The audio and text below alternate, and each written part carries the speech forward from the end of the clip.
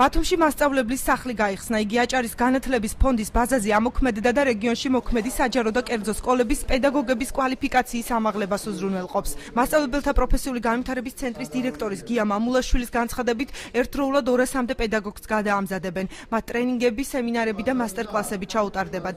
ღონისძიებას საქართველოსა და აჭარის განათლების მინისტრები დაესწრნენ. თამარ სანიკიძე პედაგოგებს გაესაუბრა და ბიბლიოთეკა დაათვალიერა. სამომავლოდ პედაგოგებისათვის მასწავლებლის სახლის გახსნა სხვა რეგიონებშიც არის დაგეგმილი. ბათუმში მასწავლებელთა სახლის გახსნის ამსახველი ვიდეომასალა საქართველოს განათლებისა და მეცნიერების სამინისტროს პრეს-ცენტრმა მოგვაწოდა. ეს არის ის პროექტი, რომელიც მე ვფიქრობ ძალიან კარგ შედეგს გამოიღებს, იმიტომ რომ ის სქემა, რომელიც ჩვენ პედაგოგებისათვის დავსახეთ, ახალი სერტიფიცირების სქემა, აუცილებლად საჭიროებს გარკვეულ რესურსებს და რესურსების მობილიზებას ადგილობრივად, ლოკალურად და არა მხოლოდ დედაქალაქში. ძალიან მნიშვნელოვანია ბათუმის მასწავლებლის სახლის გახსნა, ამიტომ რომ ეს შეუწყობს რეგიონში მასწავლებლთა პროფესიულ განვითარებას.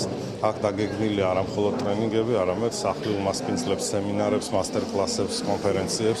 ჩვენ ამით არ ვჩერდებით ბუნებრივად, ეს არის პირველი ეტაპი.